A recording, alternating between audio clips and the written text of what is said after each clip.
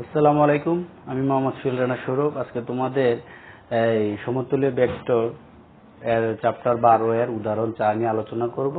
আশা করি তোমরা সকলে সাথে থাকবে। তাহলে ভেক্টর 4 উদাহরণ 4 যেটা বলছে যে ভেক্টর পদ্ধতিতে প্রমাণ করো যে সামান্তরিকের কর্ণদ্বয় পরস্পরকে সমদ্বিখণ্ডিত করবে। প্রথমে আমাদের একটা সামান্তরিক এঁকে নিতে হবে।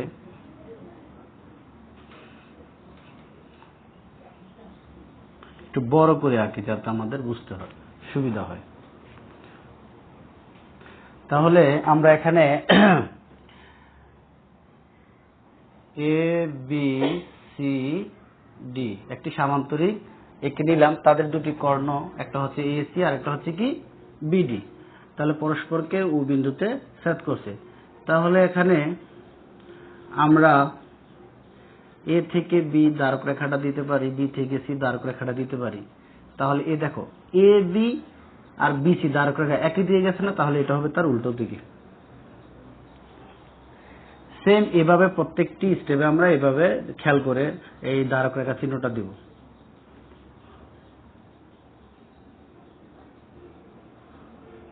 তাহলে এটা হবে বি থেকে ডি এর দিকে। তাহলে এটা হচ্ছে এ ভেক্টর, এটা হচ্ছে সি ভেক্টর, এটা হচ্ছে বি ভেক্টর, এটা হচ্ছে ডি ভেক্টর। তাহলে মনে করি এ বি সি ডি একটি সামান্তরিক।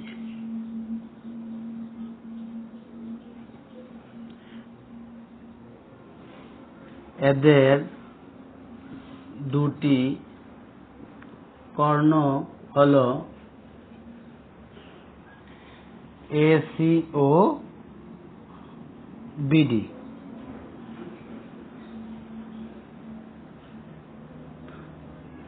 এবং পরস্পরকে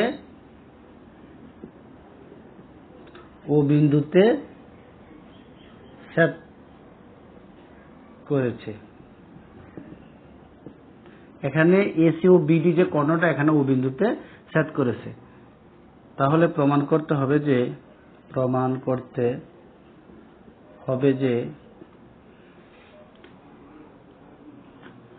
এ ভেক্টর মডুলাস বার সমান সি ভেক্টর মডুলাস বার এবং বি ভেক্টর মডুলাস বার সমান ডি ভেক্টর মডুলাস বার। এটা প্রমাণ করতে বলছে যে সামান্তরিকের কর্ণদ্বয় পরস্পরকে সমদ্বিখণ্ডিত করে। তাহলে এ ভেক্টর মডুলাস বার সমান C vector, B vector modulus বার সমান ডি ভেক্টর। তাহলে প্রমাণ, ত্রিভুজ আমরা এ ও ডি, ত্রিভুজ এ ও ডি নিয়ে কাজ করতে পারি। এ ও ডি যে কোনো ত্রিভুজ নিয়ে তুমি কাজ করতে পারো। আমি এ ও ডি নিয়ে কাজ করছি, আর এখানে তার বিপরীত যে ত্রিভুজটা আছে বি ও সি নিয়ে কাজ করতে পারবো। তাহলে এটা নিলে এটা নিয়ে কাজ করতে পারো। আর যদি আমরা এ ও বি নিয়ে কাজ করি, তাহলে এখানে সি ও ডি নিয়ে তুমি কাজ করতে পারো। এভাবেও আমরা অঙ্কটা সমাধান করতে পারি। কিন্তু আমরা একটা এই ত্রিভুজের বাহুর মান বের করে আর এই ত্রিভুজের বাহুর মান বের করে যদি আমরা একটা মানে বিপরীত বাহু সমান ও সমান্তরাল বের করতে পারি, তাহলে যে বিপরীত যে সমান্তরাল যে বাহুর অংশটা আছে সেটা আমরা অনুরূপভাবে বলে দিতে পারি। সমস্যা নেই, তোমরা যদি চাও এভাবেও করতে পারো। আমি এভাবে করার চেষ্টা করতেছি যে ত্রিভুজ এওডি একটি ত্রিভুজ এওডি এর ক্ষেত্রে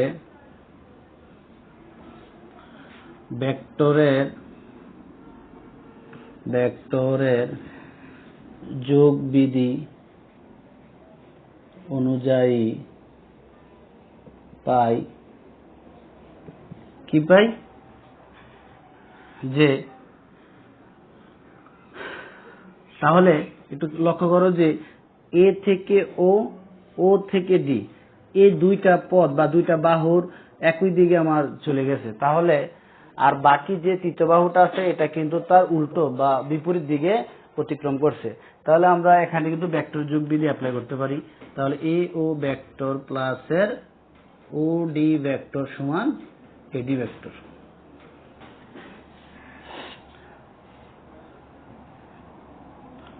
আবার ত্রিভুজ এই বাহুর অংশটা বি ও সি এর ক্ষেত্রে বি ও সি এর ক্ষেত্রে কি বলতে পারি যে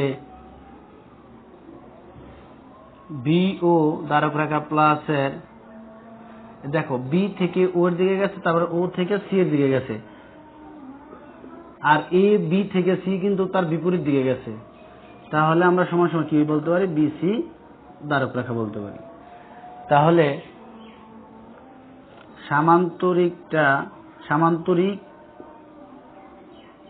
সামান্তরিকের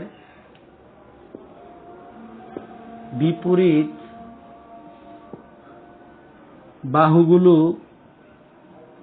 পরস্পর সমান ও সমান্তরাল। তাহলে আমরা বলতে পারি যে এখানে এটা এডি সমান বিসি ধারক রেখা, এডি ধারক রেখা সমান বিসি ধারক রেখা। এই কথা অনুযায়ী কিন্তু আমরা বলতে পারি যে সামান্তরিকের বিপরীত বাহুগুলো পরস্পর সমান ও সমান্তরাল বলতে বোঝাচ্ছে যে এডি বাহু আর এই বিসি বাহুকে তারা সমান। সুতরাং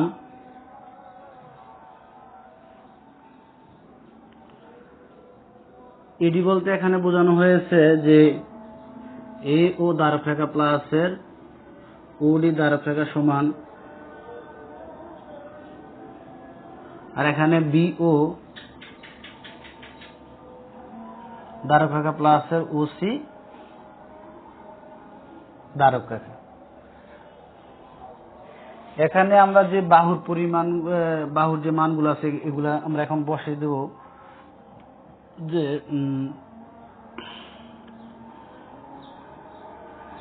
এ ও যে ধারক রেখাটা আছে এটার মান হচ্ছে কি এ ভেক্টর প্লাসের ওডি ইকুয়াল টু কত,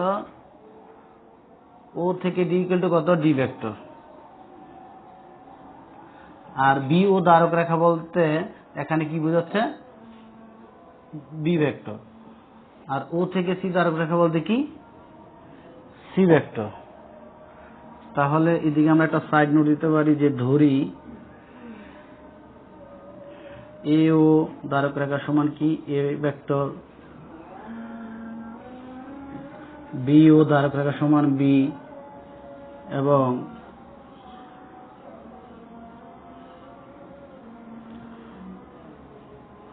ও সি ধারক রেখা সমান সি ভেক্টর, এবং ও ডি ধারক রেখা সমান ডি ভেক্টর। এটা আমরা সাইড নোটটা এই পাশে দিতে পারি। তাহলে সমান সমান কি লিখতে পারি, A vector minus C vector সমান B vector minus D vector. এখানে এ ভেক্টরের সাথে সি ভেক্টর আনার উদ্দেশ্যটা হচ্ছে আমার যে আমাদের এই কর্ণটা টোটালটা কর্ণটা হচ্ছে কি অর্ধেক হচ্ছে কি এ ভেক্টর আর বাকি অর্ধেক হচ্ছে কি সি ভেক্টর। এই কারণে আমরা এই দুইটাকে একসাথে আনলাম। আর এই কর্ণ বিডি কর্ণের মধ্যে বি হচ্ছে আমার এই কর্ণের অর্ধেক এবং ডি হচ্ছে বাকি অর্ধেক। তাহলে আমরা এই দুইটাকে এই কারণে এভাবে রাখার চেষ্টা করি। তাহলে A vector minus C vector সমান B vector minus D vector. সুতরাং এ ভেক্টর মাইনাস সি, সুতরাং A vector minus C vector, A vector ও সি ভেক্টর এদের ধারক রেখা হচ্ছে কি এ থেকে সি, এ সি ধারক রেখা। তাহলে এ ভেক্টর, তাহলে আবার A vector minus C vector এদের ধারক রেখা হবে কি, তাও এসি ধারক রেখা। আবার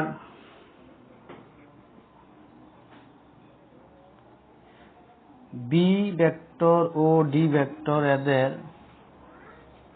ধারক রেখা যদি এসি ভেক্টর হয় তাহলে B vector minus D vector এদের ধারক রেখাও কি হবে, এসি ভেক্টর হবে। তাহলে সুতরাং A vector minus C vector এবং B vector minus D vector দুটি সমান সমান অশূন্য ভেক্টর হলে এদের দ্বারক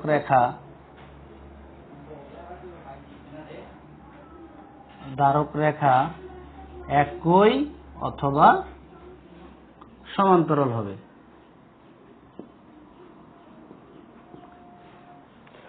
যদি এ ভেক্টর ও সি ভেক্টর দ্বারক রেখা যদি এসি হয়, তাহলে A vector minus C vector আমাদের দ্বারক রেখা কি হবে? এসি।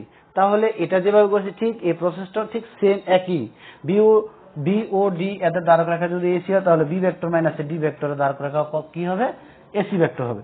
তাহলে A vector minus C vector এবং B vector minus D vector দুটি সমান সমান। অশূন্য ভেক্টর যদি হয়, যদি কোনো সময় শূন্য না হয়, তাহলে এদের দ্বারক রেখা একই অথবা কি হবে? সমান্তরাল হবে। এটুকু আমরা ঠিক মতন বোঝার চেষ্টা করেছি। আমাদের বোর্ডের স্বল্পতা মানে স্পেসের স্বল্পতার কারণে আমরা কোনো একটা অংশ মুছে দিতে হবে। তাহলে আমি এদিক দিয়ে মোছা শুরু করলাম। এই অংশটা মুছে দিলে আমাদের ভালো হবে।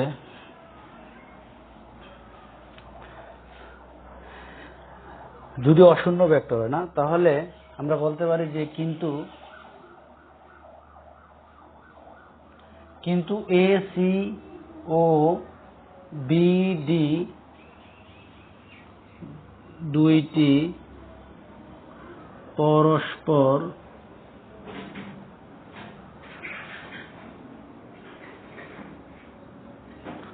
পরস্পর ছেদি অসমান্তরাল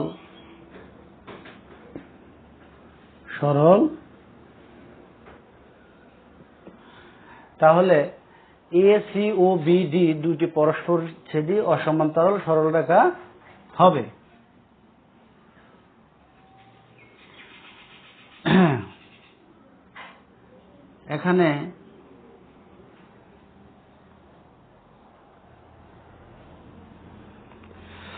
এখানে এসি ভেক্টর ও বিডি,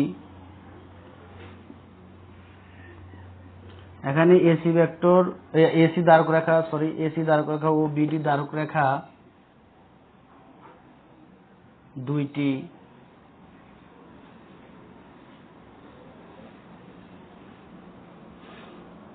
কখনো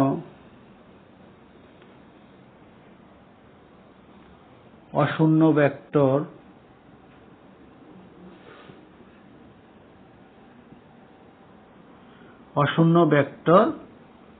হতে পারে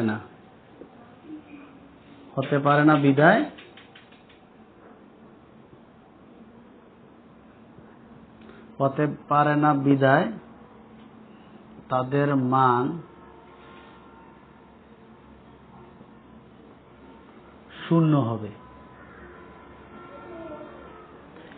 কারণ এসি ও বিডি যে তারা পরস্পর ছেদি, তাদের দুটির বাহুর মান কখনো কি হতে পারে না, মানে সমান সরল রেখা না। তার মানে কি তারা সমান্তরাল না। অসমান্তরাল হওয়ার কারণে তাদের মান কখনো অশূন্য ভেক্টর হতে পারবে না, বিধায় তাদের মানটা কি হবে? শূন্য হবে। তাহলে সুতরাং A vector minus C vector equal to 0, B vector minus D vector equal to কত? 0, equal A vector equal to C vector, B vector equal D vector. এখানে আমরা উভয়পক্ষে মডুলাস বার দ্বারা দিয়ে দেব।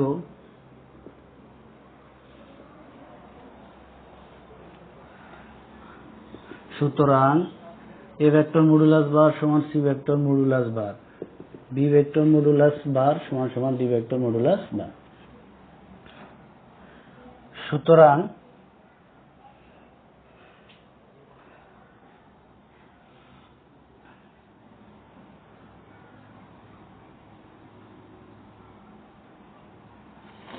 সামান্তরিকের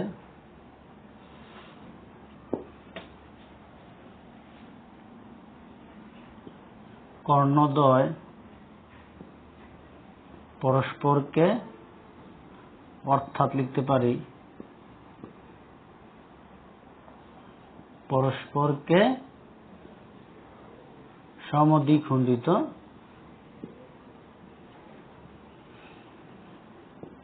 করে। That is proved. তো আশা করি ডিয়ার স্টুডেন্টস তোমরা এই উদাহরণ 4 যে ভেক্টর পদ্ধতির সাহায্যে যে সামান্তরিকের কর্ণদ্বয় পরস্পরকে সমদ্বিখণ্ডিত করে, আশা করি তোমরা এটা বুঝতে পারছো।